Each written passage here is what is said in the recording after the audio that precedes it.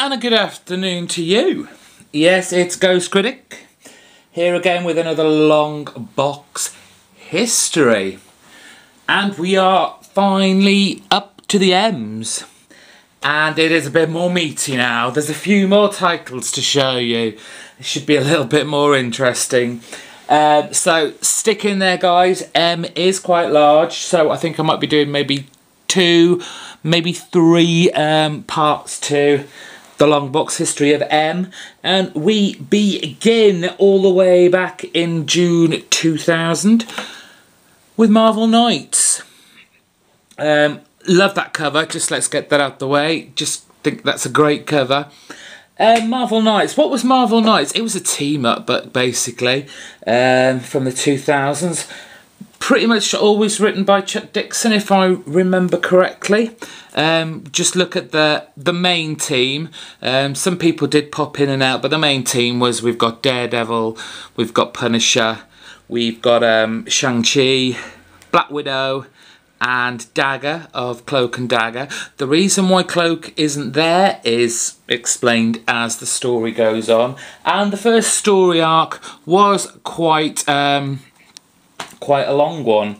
And lasted quite a lot of issues. The storyline did kind of digress within the pages, but they all kind of came together and they were all aiming for a point within the story. And I just, if I had to choose a book that was, say, a guilty pleasure, I think it would have been Marvel Knights. This isn't rocket science comic book writing in the slightest. It really isn't. It's just a fun team-up book. It's got my man, Frank Castle, Punisher there. And it was just fun. It kind of really reminded me of those kind of Saturday morning cartoons, but with a lot of guns. It did kind of lose itself towards the end. Got Doctor Strange cover there, that's quite a nice one. The storyline finished with this weird ending, hence this crazy Trent Mickey cover.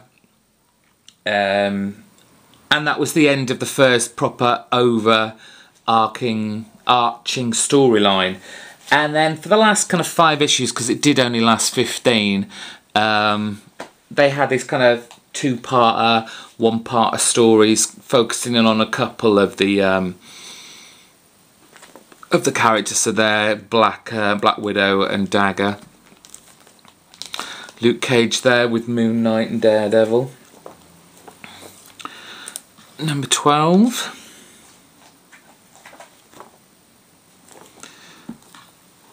Number 13. Number 14. And they did just get a bit silly, really, a little bit slapstick. And finally, issue 15. Focusing there, as you can see, on Punisher and Daredevil, who just make such a great team up because they are at so different sides of their kind of vengeance kick. Daredevil obviously on the side of law and order. Frank Castle, the Punisher, clearly no holds barred in getting his man. And that was volume 1. It did come back again in May of 2002. So we had Marvel Knights Volume 2, Issue 1. This was a slightly more grittier affair.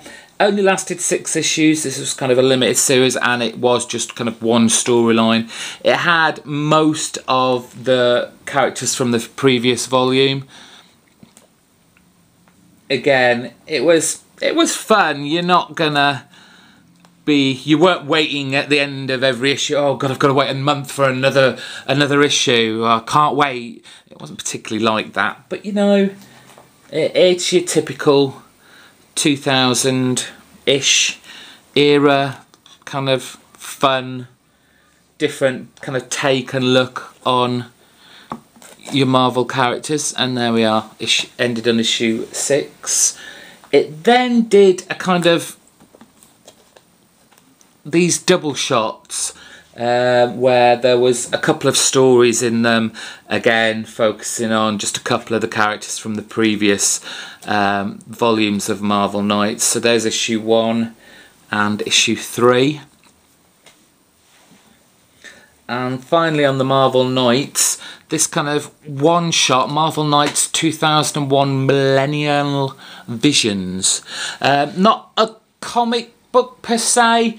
A bunch of artists, a bunch of writers did their own take on characters going into the millennium and just really mixing it up a bit. I mean, you've got a Punisher outfit there with a Ghost Rider head on, and they give a little bit of history, like a page of history, or you know, a few paragraphs with the drawing next to it.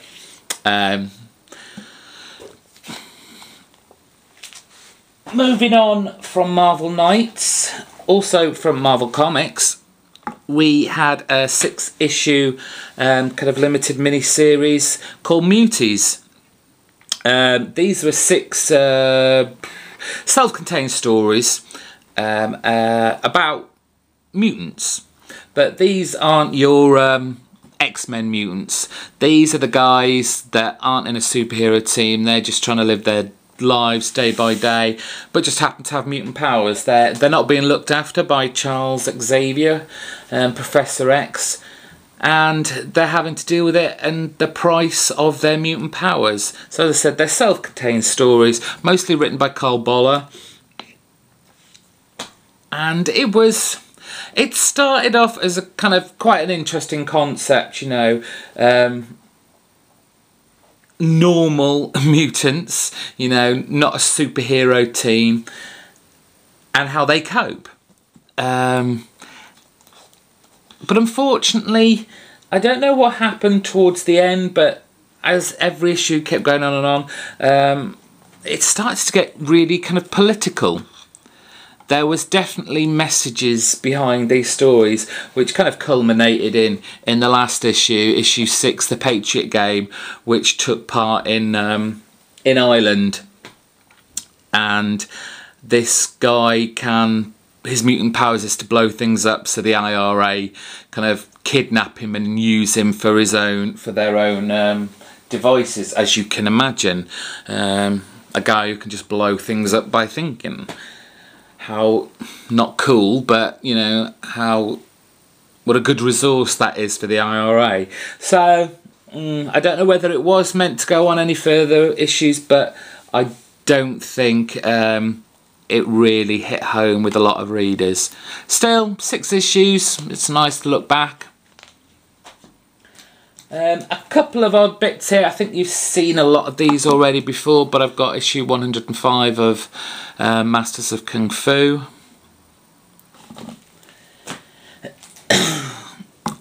Manhunter. This is like a one-shot and collected all the Manhunter backup stories that were in the likes of like Detective Comics. It is actually really, really, really good, and I would love, I'm sure I said this when I picked this up before and showed you, I'd love to see Manhunter as a movie. I think it is very, very good. It's kind of James Bondy, you know, kind of thing, but with a kind of sci-fi twist to it. Very good comic. Archie Goodwin and Walter Simonson's artwork on that, fantastic. You've definitely seen these from a pickup. Marvel Fanfare number 2. Number 6. I still love that cover so much by P. Craig Russell. It is just phenomenal. I do love it. That would be a nice poster. And Marvel Fanfare number 7. I think you can handle one more run of a comic, and that would be Moon Knight. This is from 2006, which was written by Charlie Huston with artwork by David Finch. You know, David Finch, he's just looking appalling in Batman the Dark Knight at the moment. Well, here his art shines. It is so, so good, and why I was, and hopefully will still be in the coming years, such a big fan of Finch's work. I mean, just the covers alone are just beautiful. I've always been quite a big fan of Moon Knight. I know I've not got like single issues, but if anyone had watched my shelf life video from, oh god, months and months back, where I showed you everything that was on my shelves, you would have seen my Moon Knight Essential, those Marvel Essential black and whites, and I've got the first 3 of those, and the stories in them are just fantastic. And I love the whole kind of split personalities he has, and it is touched on, well, not touched on, but it is quite a major part of this new storyline that Houston and Finch created throughout this. Some of these covers are just fantastic. I mean, just look at that. Such a great cover. I would make that, just make a great poster on your wall. Spider-Man making an appearance there. Captain America winning issue 8.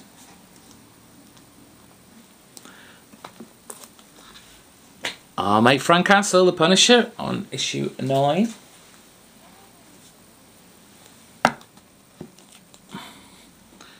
And issue 10.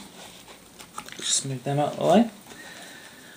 Of course, what was going on about that time? Yes, the Initiative. So Moon Knight got its own little banner and was put in with the storyline.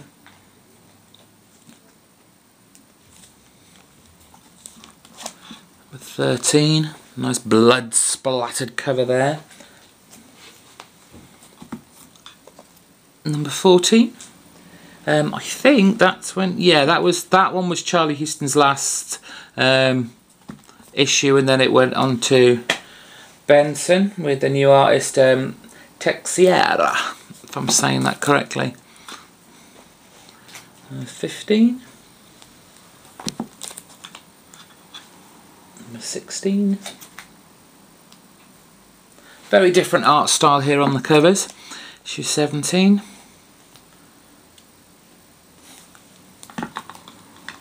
Number 18. 19.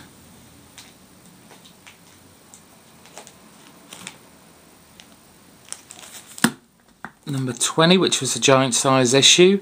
Probably can't read that down there, but it also included the first appearance of Moon Knight, which was originally printed in Werewolf by Night 32 and issue 33. Issue 21 with a Venom cover on the front there. 22. 23, and we've got Bullseye as his baddie of the month to deal with. 24. 25. And it was towards the end here that they really did start addressing all his split personalities, and by the end of the run, Mark Spector, who was the kind of playboy Bruce Wayne type character, was in essence killed off, and his other persona, the streetwise taxi driver, was it Jake Lockley? I'm sure that was his name. That became his kind of primary personality. 29, and finally issue 30, where the series ended. And we've got an annual, Moon Knight Annual number 1 shot there. And that is it for the M's Part 1. We'll see what comes next. Bye.